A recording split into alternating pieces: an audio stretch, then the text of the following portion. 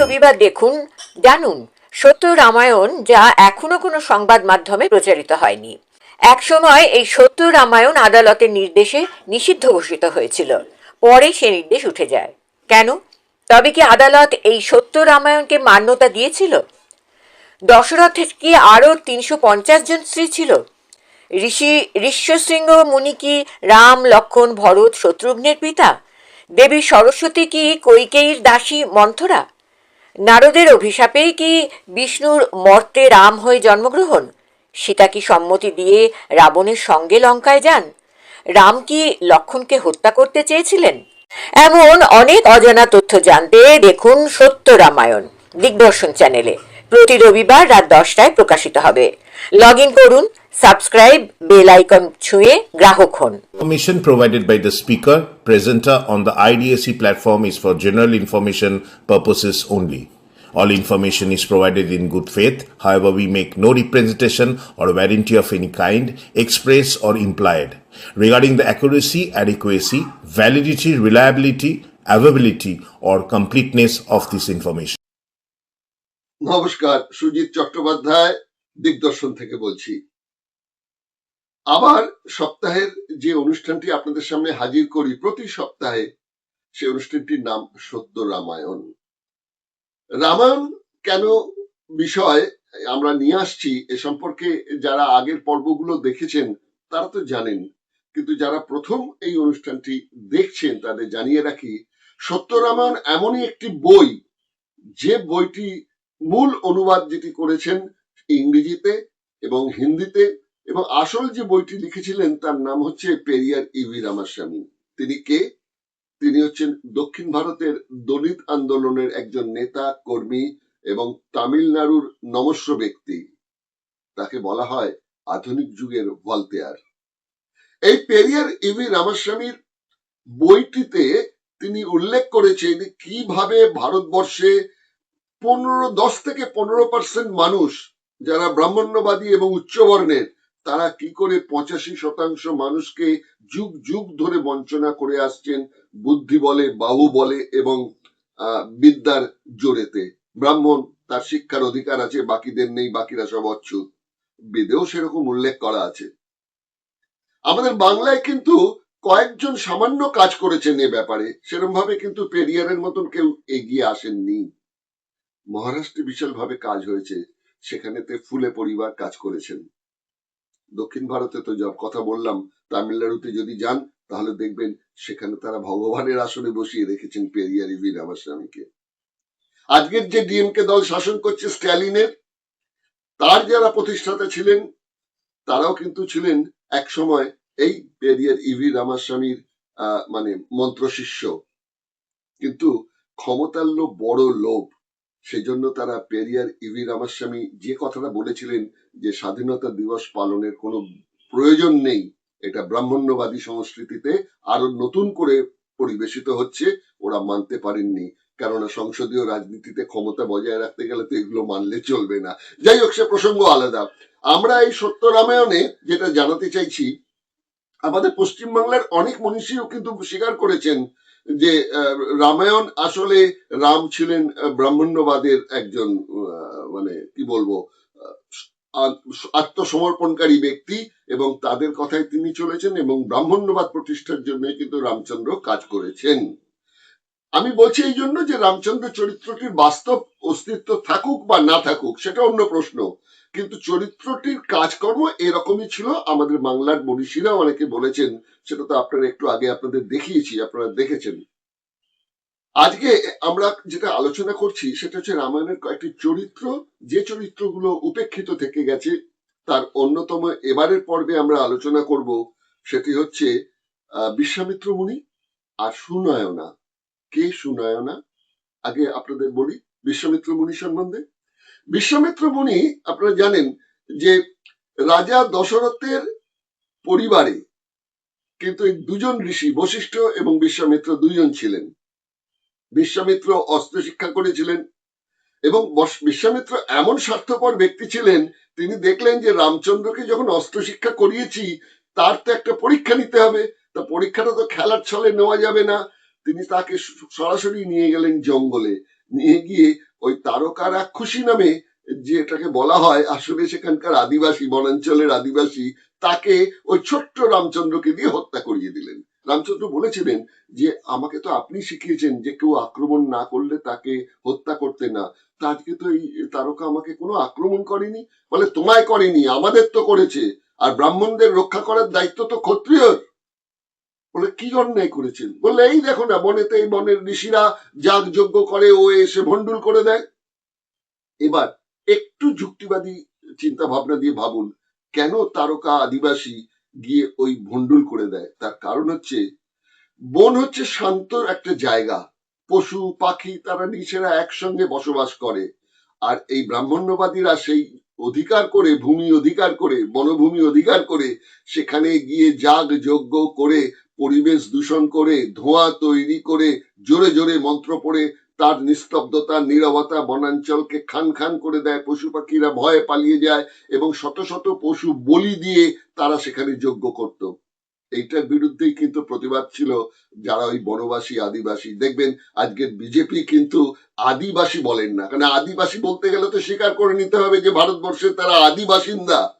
তারা বলেন বনবাসী, অর্থাৎ বনে যারা থাকেন। বনে কারা থাকেন? বনেতে জন্তু জানোয়াররা থাকে, আর থাকে ওই রকম জন্তু জানোয়ারের মতন কিছু মানুষ, তাই জন্য তাদের নাম বনবাসী দেওয়া হয়েছে।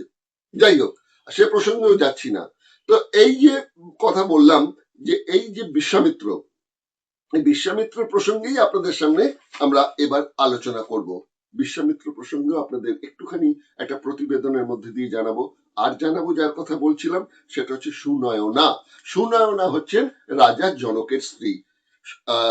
সুনয়নাকে, সুনয়না হচ্ছেন উর্মিলার মা। উর্মিলাকে, উর্মিলা হচ্ছেন লক্ষণের স্ত্রী। বলা হচ্ছে যে এই যে সুনয়না, তিনি হচ্ছেন সর্পকন্যা, অর্থাৎ নাগকন্যা। ভেবে দেখুন, জনক রাজা মিথিলা, তার স্ত্রী হচ্ছেন একজন নাগকন্যা। নাগকন্যা মানে কি সাপ? না, নাগ হচ্ছে একটি আদিবাসী সম্প্রদায়, সেখানকার মেয়েকে বিয়ে করেছিলেন। তারই মেয়ে হচ্ছে উর্মিলা, এবং উর্মিলার সঙ্গে লক্ষণের বিয়ে হয়েছে। এবার আরো যোগসূত্র দেখুন, লক্ষণকে বলা হচ্ছে তিনি ছিলেন বিষ্ণুর সঙ্গী বাসুকী। এই বাসুকী অর্থাৎ যার ওই যে সাপের মতন পেঁচানো একটা বিছানা, তার উপর মাথায় এইভাবে একটা সাপ ফোনা তুলে আছে, সেখানে বিষ্ণু কানে হাত দিয়ে শুয়ে আছেন, যেভাবে বুদ্ধের মূর্তি পাওয়া যায় ঠিক সেভাবে শুয়ে আছেন, আর বসে বসে পা টিপছেন লক্ষ্মী। অনন্ত শয্যা বলা হয় বিষ্ণুর। তা সেই অনন্ত শয্যার যিনি অনন্ত নাগ, তিনি বললেন, হে বিষ্ণু, বন্ধু ভাই, তুমি তো চলে যাচ্ছ মর্তে লীলা করতে, আর আমি কেন এখানে পড়ে থাকবো, আমাকেও সঙ্গ নাও। তখন আর কি করেন, তখন বিষ্ণু বললেন, ঠিক আছে, তুমিও চলো মর্তে, আমার ভাই হয়ে জন্মাবে। লক্ষণ হয়ে জন্মালেন আমাদের এই বাসুকী নাগ। সুতরাং তার স্ত্রীও তো একজন সেই নাগ বংশের হতে হবে, যার জন্য উর্মিলাকেও তৈরি করে দেওয়া হলো যে তিনি নাগ বংশের কন্যা সুনয়নার পুত্রী। বেশ ভালো কথা। এর রেশ কিন্তু এখানে ফুরিয়ে যাচ্ছে না। আপনি দেখুন, এরপরে আমরা যদি মহাভারতে চলে যাই, তাহলে দেখব এই লক্ষণই নাকি কৃষ্ণের দাদা বলরাম হয়ে জন্মেছিলেন। কেন জন্মেছিলেন? লক্ষণের ইচ্ছে ছিল যে আগের জন্মে তো আমি ভাইয়ের কথা মতো চলে এসছি, আমার স্বাদ যে এবার ভাই যেন ছোট, অর্থাৎ বিষ্ণু যেন ছোট ভাই হয়, আমি বড় ভাই হব, আমার কথা মতো যেন তিনি চলেন। বিষ্ণু কি বলরামের কথা মতো চলেছিলেন সে প্রসঙ্গ আলাদা, কিন্তু বড় ভাই হয়ে জন্মালেন এবার লক্ষণ। আর এই যে লক্ষণ জন্মালেন, ওই যে সাপের বিষয়টি বললাম, দেখুন বলরাম যখন আত্মহত্যা করছেন, অর্থাৎ যদুবংশ ধ্বংস হয়ে যাবার পর, লেখা আছে যে ওনার মুখ থেকে নাকি একটি বিরাট সাপ বেরিয়ে আসে এবং সেটা সমুদ্রে গিয়ে লীন হয়ে যায়। তখনই তিনি আত্মহত্যা করেন, মানে নিজে নিজে আত্মলীন হয়ে যান এই বলরাম। তাহলে বোঝা যাচ্ছে যে ওই যে সাপ সংস্কৃতির কথা বলছি, তাহলে বলরাম, লক্ষণ আর ওদিকে অনন্ত, এই প্রত্যেকটি যদি সূত্র জোড়েন, তাহলে দেখতে পারবেন যে তখনকার দিনে উচ্চ বর্ণের ক্ষত্রিয়দের সঙ্গে কিন্তু তারা মিলিত হতেন ওই নাগ বংশ আদিবাসীদের সঙ্গে। এবং রামচন্দ্রও যে লড়াই করেছেন যাদের নিয়ে, সেটাও আপনারা জানেন, যে কোনো মানুষের ওপর ভরসা করেননি, তিনি কিন্তু এই আদিবাসী বানর সেনাদের সঙ্গে নিয়ে কিন্তু যুদ্ধে জেতার চেষ্টা করেছেন। হনুমান না থাকলে কত কি যে জিততে পারতেন কি না পারতেন, সেটা নিয়ে বিতর্ক নয়, পরে অন্য একটা সময় করা যাবে। যাই হোক, এই প্রসঙ্গে আপনাদের সামনে একটা প্রতিবেদন দেখাবো, আর তারপর যেটা আপনাদের শোনাতে চাইবো সেটা হচ্ছে এই যে সত্য রামায়ণ বইটি লেখেন পেরিয়ার ইভি রামাস্বামী, একজন দলিত আন্দোলনের নেতা দক্ষিণ ভারতের তামিলনাড়ুর। তার যিনি বাংলা অনুবাদ করেছেন সেই রঞ্জিত মিস্ত্রির সঙ্গে ফোনে একটু কথা বলবো, এবং কথা বলবো পেরিয়ার ইভি রামাস্বামী সম্বন্ধে। কোন প্রসঙ্গে কথা বলবো? আমরা যে প্রসঙ্গে কথা বলবো সেটা হচ্ছে, আপনারা চিন্তা করে দেখুন, আজকে রাম রাম নিয়ে এত কথা হচ্ছে, সেদিনই কিন্তু বুঝেছিলেন যে যত নষ্টের মূল হবে এই রামচন্দ্র। সুতরাং এই রামচন্দ্রের কিন্তু তার ছবিটাকে পোড়াতে হবে। তিনি তখন তার ছবিটাকে পোড়ানোর একটা ব্যবস্থা করেন। আর কি করেন? 1949 সাল, 1948 সাল, অর্থাৎ 1 বছর আগে স্বাধীনতা হয়েছে, তিনি কিন্তু এই ভারতের জাতীয় পতাকাও পুড়িয়ে দিলেন। হ্যাঁ, স্বাভাবিক, তিনি গ্রেপ্তারও হলেন। গ্রেপ্তারের রায়দানে তার জেল হলো। তিনি জেল থেকে পরে যখন বেরোলেন তখন তিনি বললেন যে এই ব্রাহ্মণ্যবাদী বিচারকেরাই আমার কথার যুক্তিকে প্রামাণ্য নথি না দেখিয়ে আমাকে তারা জেলে পাঠিয়েছিল।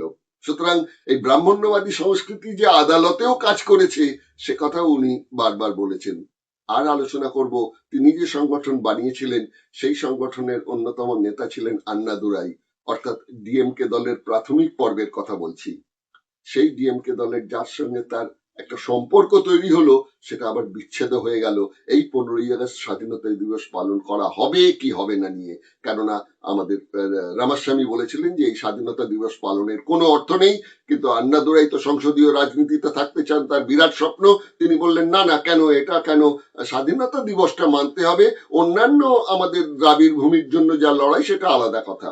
এই নিয়ে তাদের মধ্যে বিচ্ছেদ হয়ে গেল, ডিএমকে দল আলাদা তৈরি হয়ে গেল। তিনি সরে এলেন, মনে মনে খুব দুঃখ পেলেন রামাস্বামী যে তার যে এক সময়ের লড়াইয়ের বন্ধু ছিল তারা ক্ষমতার লোভে এক এক করে তাকে কিন্তু ছেড়ে চলে গেলেন। কিন্তু তিনি তার নিজের বক্তব্যে আমৃত্যু অটল ছিলেন। যাক, আর কথা বাড়াবো না, চলুন সরাসরি আমরা কথা বলে নিই আমাদের সেই রঞ্জিত মিস্ত্রির সঙ্গে, যিনি বইটির ওই সত্য রামায়ণ বইটির যিনি বাংলা অনুবাদ করেছেন, তার সঙ্গে ফোনালাপে জেনে নেবো যে পিভি আমাদের রামাস্বামীর কথা জেনে নেব যে ইভি রামাস্বামী তার এই পদক্ষেপগুলো কেন, কিভাবে এবং সেই প্রাসঙ্গিকতাটা সম্পর্কে ফোনে আলোচনা করে। চলুন প্রথমে প্রতিবেদন, তারপর ফোন ইন রঞ্জিত মিস্ত্রির সঙ্গে ফোনের আলোচনা। রামায়ণের অন্যতম দুটি চরিত্র বিশ্বামিত্র ও সৌনয়না। বিশ্বামিত্র ছিলেন কান্যকুব্জ অর্থাৎ আজকের কানৌজের রাজা গাধি ওরফে কুশের পুত্র। গাধি শব্দের আবিধানিক অর্থ বীর। বিষ্ণু পুরাণে বলা হয়েছে চন্দ্রবংশীয় রাজা ছিলেন তারা, কিন্তু ক্ষত্রিয় থেকে তপস্যা বলে ব্রাহ্মণ হয়েছিলেন। পুরাণে এমনটাই বর্ণিত হয়েছে। আর সুনয়না ছিলেন জনক রাজা শিরধ্বজের পত্নী, অর্থাৎ সীতার পালিত মা। সুনয়নাকে বাল্মীকি পরিচয় করিয়েছেন শিবভক্ত সর্পের কন্যা হিসেবে। সুনয়না কন্যা উর্মিলাকে বলা হয় নাগলক্ষ্মীর অবতার। মনে রাখা দরকার, লক্ষণও ছিলেন পূর্বজন্মে শেষ নাগের অবতার। এই লক্ষণ আবার দাপর যুগে কৃষ্ণের বড় ভাই বলরাম হয়ে জন্মেছিলেন। তার মৃত্যুর সময় নাকি তার মুখ থেকে একটি সাপ বেরিয়ে সমুদ্রে চলে যায়। এইভাবেই বলরাম আত্মহত্যা করেছিলেন। সুতরাং এই সর্পের সঙ্গে বা নাগবংশের সঙ্গে কিন্তু কৃষ্ণের এবং সীতার একটি সম্পর্ক লক্ষ্য করা যায়। হ্যালো, রঞ্জিত বাবু নমস্কার। আমরা আবার এই সপ্তাহে হাজির হলাম 46 নম্বর সত্য রামায়ণের পর্বটি নিয়ে। এই 46তম পর্বেও আমরা কিন্তু রামায়ণের কয়েকটি উপেক্ষিত চরিত্র এবং পেরিয়ার ইভি রামাস্বামীর যে রাজনৈতিক ও সামাজিক আন্দোলন সেই সম্পর্কে কিছু অজানা তথ্য আপনার কাছ থেকে জানতে চাইব।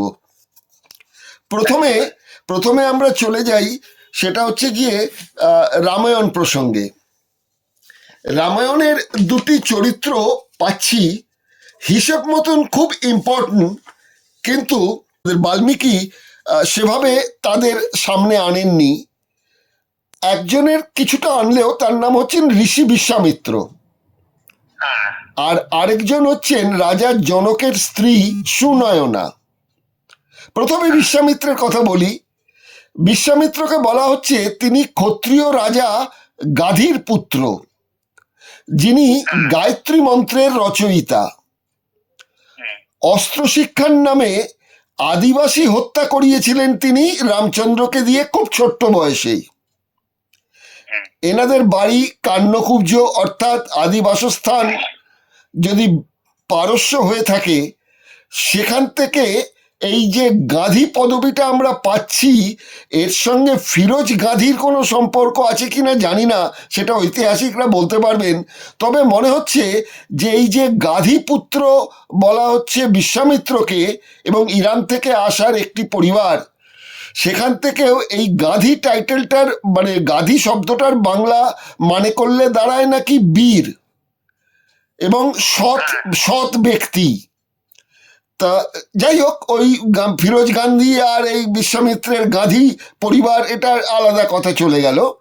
তো এই যে চরিত্রটা আমরা পাচ্ছি, যে এই বিশ্বামিত্রের সঙ্গে কিন্তু বশিষ্ঠ আর বিশ্বামিত্র দুজনেই রামের মানে দশরথের দরবারে ছিলেন, কিন্তু দুজনের সম্পর্ক ছিল আদা কাঁচকলাতে। তো এই যে আদা কাঁচকলার সম্পর্ক, এই কারণটা বলতে বলা হচ্ছে যে রাজার পুত্র হিসেবে তিনি বশিষ্ঠ মুনির আশ্রমে একবার অতিথি হন, তাকে দারুণভাবে আপ্যায়িত করেন বশিষ্ঠ মুনি। তার একটা গাভী ছিল কামধেনু, তাকে যা চাওয়া যেত তাই দেওয়া হতো। কামধেনু সেসব জিনিসপত্র হাজির করে দেয়। তারপর রাজার সঙ্গে যত সৈন্যদল ছিল সবার খাবার ব্যবস্থা তিনি করে দেন।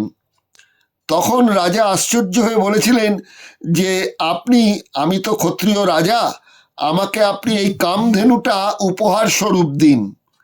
তখন বশিষ্ঠ হাত জোর করে বিশ্বামিত্রকে বলেছিলেন, মানে তখনকার রাজাকে বলেছিলেন যে আপনি অন্যান্য যা কিছু উপহার চাইবেন চান আমি দেবো, কিন্তু এই গরুটি আপনাকে আমি দিতে পারবো না।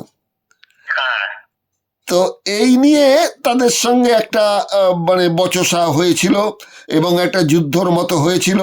তখন কামধেনুকে, উনি তো হচ্ছেন ঋষি, তিনি তো আর যুদ্ধ করবেন না, কামধেনুকে তখন বললেন যে এই রাজা যে বিশ্বামিত্র, এই বিশ্বামিত্রর বিরুদ্ধে তুমি লড়াই করার জন্য সৈন্য সামন্ত সৃষ্টি করো।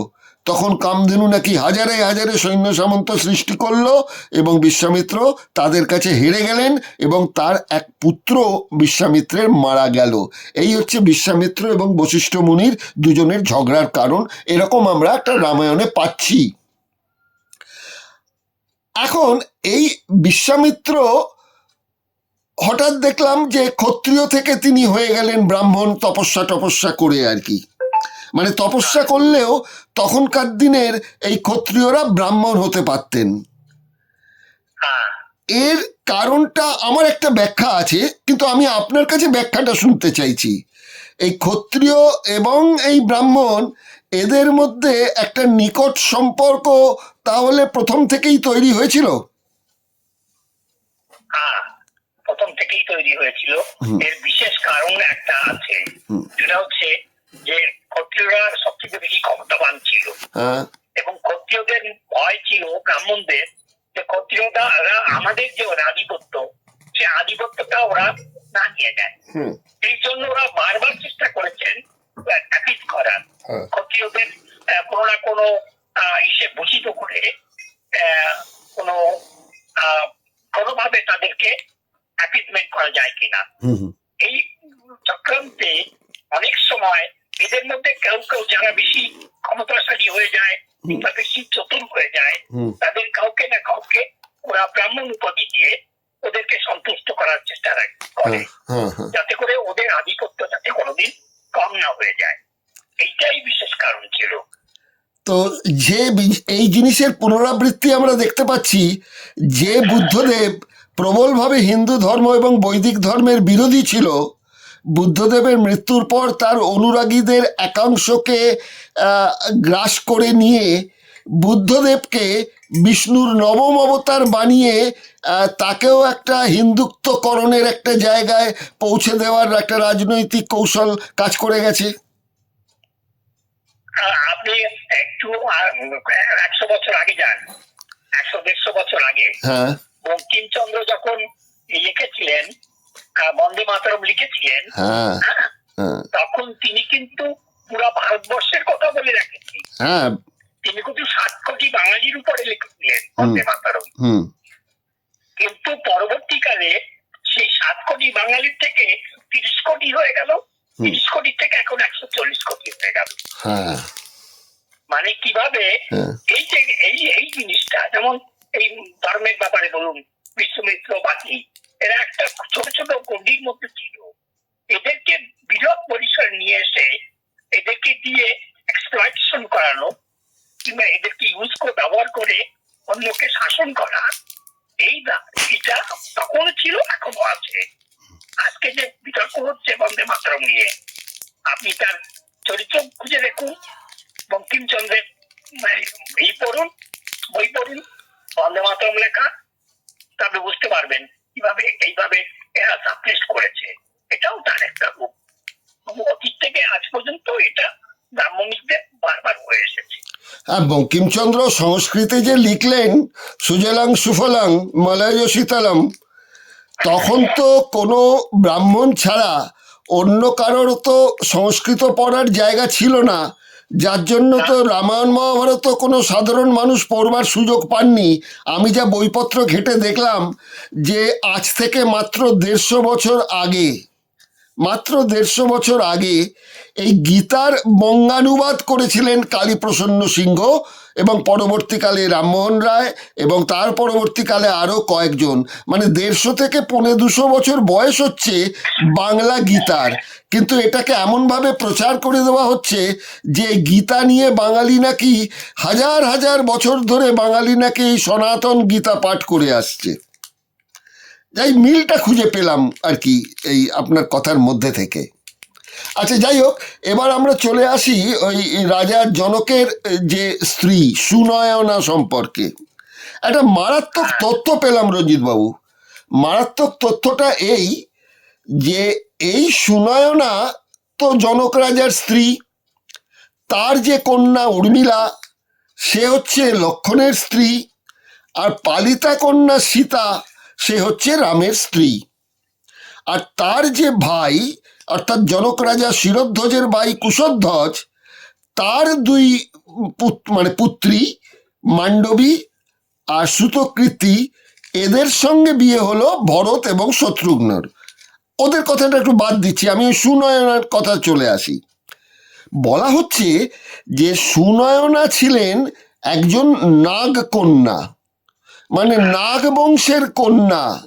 লক্ষ্য করুন, একদিকে বলা হয়েছে নাগবংশের কন্যা, তার মানে উলুপি, এই মাফ করবেন, তার যে কন্যা অর্থাৎ উর্মিলা, তাহলে সেও হচ্ছে নাগকন্যা, যদি নাগকন্যার গর্ভজাত সন্তান হয়ে থাকে। আবার দেখতে পাচ্ছি লক্ষণকে বলা হচ্ছে তিনি পূর্বজন্মে ছিলেন বাসুকি, অর্থাৎ যে অনন্ত শয্যায় বিষ্ণু শুয়ে থাকেন লক্ষ্মীকে দিয়ে পাটে পান, সেই বাসুকির যে লেজ, তার যে কুণ্ডলি পাকানো, সেই অনন্ত শয্যায় শুয়ে থাকেন। মানে বাসুকি হচ্ছেন পরম বন্ধু বিষ্ণুর। তিনি বললেন বিষ্ণুকে, আপনি যখন মরতে যাচ্ছেন আমি আর একা একা বৈকুণ্ঠে থেকে কি করব, আমিও যাব। বললো তো ঠিক আছে চলো, তুমিও তাহলে লক্ষণ হয়ে জন্মাও। এবারে লক্ষণ হয়ে তো উনি জন্মালেন। তাহলে দেখা যাচ্ছে উর্মিলার সঙ্গে বিয়ে হচ্ছে লক্ষণের, যেই লক্ষণ নিজে ছিলেন বাসুকি রাজা, সিনিয়র নাগ রাজা নাগ, এবং তার স্ত্রী হিসাবেও আসছে ওই নাগকন্যা। আরেকটু যদি চলে যান মহাভারতে, সেখানে দেখতে পাচ্ছি যে এই বলরাম হচ্ছেন গিয়ে লক্ষণ, মানে রামায়ণের লক্ষণ সরজু নদীতে ডুবে আত্মহত্যা করার পর পরবর্তী জন্মে অর্থাৎ ত্রেতা থেকে দাপর যুগে গিয়ে তিনি বলরাম হয়ে জন্মালেন। তার কি প্রমাণ? তার প্রমাণ এইটাই দেখা যাচ্ছে, বলরাম যখন দেহত্যাগ করছেন যদুবংশ ধ্বংসের সময়, তখন তার মুখ দিয়ে বিশাল আকৃতির একটা সাপ বেরিয়ে আসে এবং তিনি আত্মহত্যা করেন। ওই সাপটি বেরিয়ে সাগরে চলে যায়। তাহলে লিঙ্কগুলো দেখুন। তাহলে ওই ক্ষত্রিয় বংশ, সূর্যবংশীয় রাজা, তার একজন ভরত, তার স্ত্রী, তিনি হচ্ছেন নাগকন্যা। আবার ক্ষত্রিয় বংশের সূর্যবংশে জন্মেছেন লক্ষণ, তিনিও হচ্ছেন ওই নাগকন্যা। নাগ মানে তো আর সাপ নয়, একটা আদিবাসী সম্প্রদায় তখনকার দিনের আর কি। এই এই যে জাল, এই যে বংশীয় বর্ণের যে জাল বিস্তার করা হয়েছে, এগুলো তো একদম সুপরিকল্পিত। তাহলে কি বলেন? সম্পূর্ণভাবে সুপরিকল্পিত। আর এগুলা তৈরি করতে অনেকটা সময় লেগেছে এদের। এরা দীর্ঘদিন বসে তৈরি করেছে। কখন তৈরি করেছে? যখন পুরো পৃথিবীটা অন্ধকার যুগে ছিল, যখন সাধারণ মানুষ পড়াশোনা জানতো না, তখন এটা বসে এটা তৈরি করেছে। আর এটা মানুষের জনসমক্ষের সামনে করেনি, এই জনসমক্ষের অন্তরালে চুপচাপ করেছেন। করার পরে তারপরে সেইটাকে ওরা হঠাৎ করে প্রকাশ করে ওরা বলতে চেয়েছে এটা হাজার লক্ষ বছর আগে তৈরি হয়েছে। মানুষ তখন মূর্খ ছিল, জানতো। এখন আপনার আমার মতো মানুষরা এটা যখন নিয়ে খোঁজ করার চেষ্টা করছেন, তখন মানুষ বুঝতে পারছে যে কত বড় ভ্রান্ত ধারণা ছিল। এবং আপনি দেখুন, রিসেন্টলি আমি দেখেছি যে নাস্তিকতা কিভাবে ভারতবর্ষের বুকেও প্রচুর পরিমাণে স্থান পাচ্ছে। মানুষ এখন বুঝতে শুরু করেছে। তো এই তো গেল আমাদের বিশ্বামিত্র এবং সুনয়না পর্ব। এবার আবার সেই ফিরে যেতে চাইছি পেরিয়ার ইভি রামাস্বামীর বিষয়ে। পেরিয়ার ইভি রামাস্বামীর এবার যে দুটি বিষয় আপনার কাছ থেকে জানতে চাইব, সেটা খুব একটি মানে সাহসী কাজকর্ম বলে আমার মনে হয়। সেটা হচ্ছে সেই সময় দাঁড়িয়ে, মানে সদ্য দেশ ওই তথাকথিত স্বাধীন হয়েছে, তারপর পেরিয়ার ইবেস্বামী রামচন্দ্রের ছবি জ্বালিয়ে দিলেন এবং ভারতের পতাকাটাকেও পুড়িয়ে দিলেন, এবং ব্রাহ্মণ যেসব বিচারক ছিলেন আদালতের, তাদের বিরুদ্ধেও তিনি বক্তব্য রাখতে শুরু করলেন। এই বিষয়টা, তার এই যে সাহসিকতার যে জায়গাটা, এইটা সম্বন্ধে যদি একটু আমাদের আলোকপাত করেন। দেখুন, খুবই গুরুত্বপূর্ণ বিষয়। পেরিয়ার যে কাজটা করেছেন, এই দুটা ঘটনা দ্রাবিড় আন্দোলনের সঙ্গে একটা বিশাল ভাবে জড়িয়ে আছে। একটা হচ্ছে দ্রাবিড় কর্গম, যে এটা সংগঠন, যা খুবই গুরুত্বপূর্ণ ভাবে এই জিনিসটাকে সামনে তুলে ধরেছিল, এবং এই ব্যাপারে সিএন আন্নাদুরাই এর বিরোধিতা করেছেন। মতাদর্শগত লড়াই এখানে হয়েছে, এটাই বলতে যাচ্ছিলেন। কিন্তু উনি কিন্তু পিছনে হয়নি। উনি সবসময় মনে করতেন এই যে পতাকা তৈরি হয়েছে, যার মধ্যে আগে চক্র ছিল, গান্ধীর ছিল, সেটা পরবর্তীকালে তুলে দিয়েছে যদিও, কিন্তু উনি তার বিরোধিতা করে চলেছেন প্রথম থেকেই, যেটা ব্রাহ্মণীদের প্রতি এই পতাকাটাকে পুড়িয়ে দেওয়া হোক। এটা দক্ষিণ ভারতকে সাপ্রেস করছে, দক্ষিণ ভারতকে ছোট করে দেখানো হচ্ছে। সেই জন্য এটাকে আগ্রাসনের একটা আর্য আগ্রাসনের একটা প্রতীক বলে মনে করতেন। তাই উনি ভারতের এই পতাকাটাকে বারবার পড়ানোর চেষ্টা করেছে।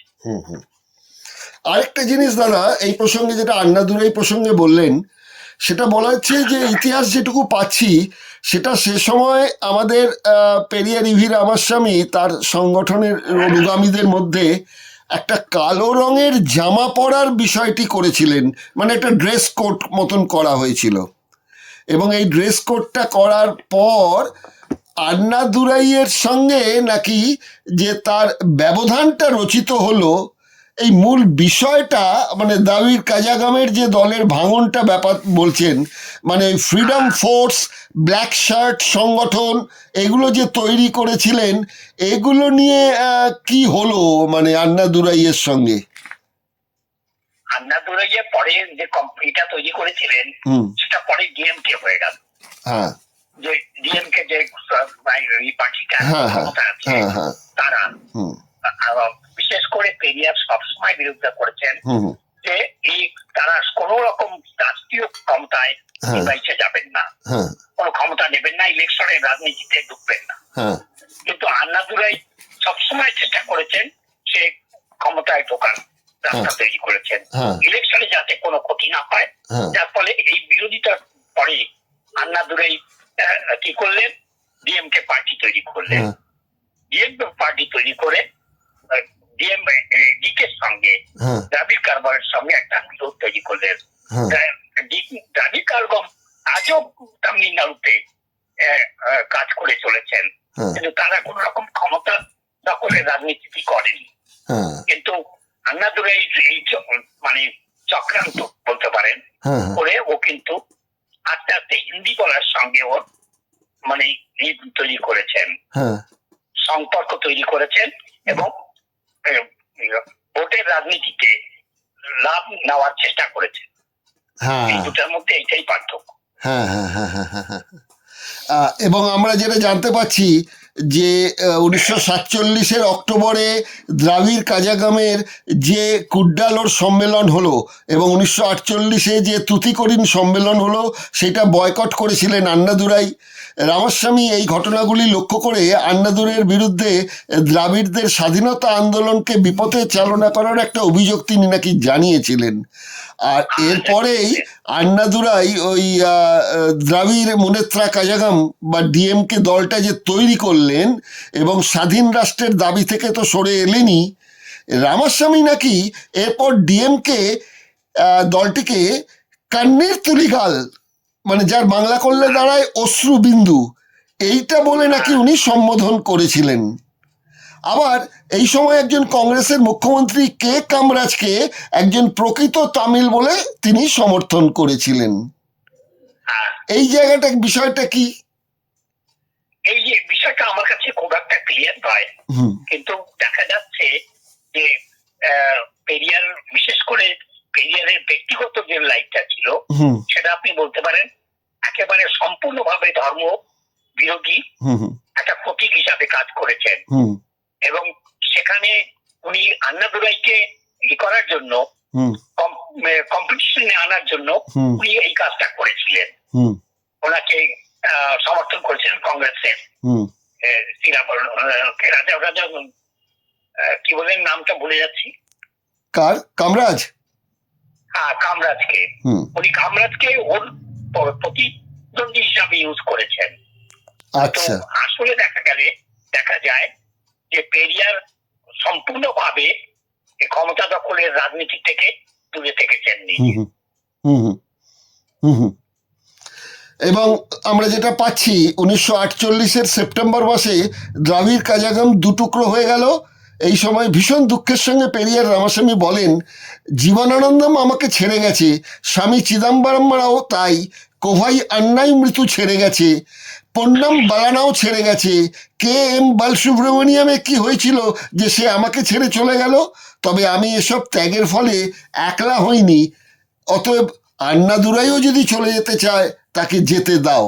এরকম নাকি একটা উল্লেখ আছে আপনার একটি বই, সেটা হচ্ছে কানান আর কানানের লেখা the life and the Times of C.N. Annadurai বইয়ের 150 নম্বর পৃষ্ঠায়। এটা ঠিক বলেছেন। তো একটা বলতে গেলে রামাস্বামী মৃত্যুর সময় কিছুটা অভিমান নিয়েই মারা গেলেন। এটা ঠিক কথা যে পেরিয়ার যখন মারা যান হুম, তবে এত বড় লড়াই, এত বড় সে, উনি আস্তে আস্তে যে মানুষগুলো ছিল ক্ষমতা দখলের নামে তারা ধীরে ধীরে ধীরে ধীরে সমস্ত কত ক্ষমতার পিছনে চলে গেল হ্যাঁ, এবং একটা বিশেষ সংখ্যক লোক যেমন ডিএমকে ছিল বেঁচে তার মধ্যেই চলে গেছে। কিন্তু একটা জিনিস বলতে হবে, আজ 100 বছর পরে ভারতবর্ষের বুকে পেরিয়ার অনেক বেশি, সেখানে আন্নাদুরাই নেই, সেখানে রাজাগোপালচারিয়া নেই, সেখানে কিন্তু পেরিয়ার আছেন। পেরিয়ার কিন্তু এতদিন পরে তার জায়গা সেই ততটাই শুদ্ধ রয়েছে, ততটাই প্রতীকী রয়েছে, যেটা কোনোদিন এরা কমপ্লিট করতে পারবে না। এবং ডিএমকে অস্বীকারও করতে পারছে না। না, পারবে না। আর ডিএমকে মৃত্যুর পরে ডিএমকে তাকে ভগবান বানিয়ে রাজ করে চলেছে। এটাই অদ্ভুত ছিল। তো এটাই হচ্ছে গিয়ে ভারতবর্ষের আদি অনন্তকালের রাজনীতি, যেটাকে আমরা বলতে পারি এসওয়াজেদ আলীর ভাষায় সেই ট্র্যাডিশন সমানে চলেছে। আপনি বুদ্ধকে দেখুন না, বুদ্ধকে তো এখন হিন্দুরা দশম অবতার বলে হ্যাঁ, করছে। নবম অবতার। হ্যাঁ, হ্যাঁ, নবম অবতার বলে করছে, করছে নাকি? ঠিক ঠিক। তো ক্ষমতার জন্য মিশের পায়ে পড়া, পেরিয়ারের পায়ে পড়া, ক্ষমতার জন্য পেরিয়ার আম্বেদকরের পায়ে পড়া, দক্ষিণ ভারত উত্তর ভারত পেরিয়ারের আম্বেদকরের পায়ে পড়ে, আর উত্তর ভারত পেরিয়ারের পায়ে পড়ে ক্ষমতার জন্য। ঠিক আছে দাদা, আজকে তো সময়সীমা শেষ হয়ে গেল। 46তম পর্ব আজকে এখানেই শেষ করছি। আচ্ছা, আবার আগামী সপ্তাহে আপনার মুখোমুখি হব, আরও কিছু প্রশ্ন নিয়ে কিছু জানার চেষ্টা করব, এবং আমাদের দিগদর্শনের দর্শক বন্ধুদের এমন একটা বিষয় নিয়ে আমরা জানাচ্ছি যেটা ইতিপূর্বে বাংলার কোনো মিডিয়া, কোনো সমাজ মাধ্যমে এই নিয়ে কিন্তু বিশেষ কথাবার্তাও নেই। না, নেই, কোন অবস্থায় নেই। নমস্কার দাদা, আজকে এখানে শেষ করছি। নমস্কার, শুভরাত্রি। নমস্কার, নমস্কার।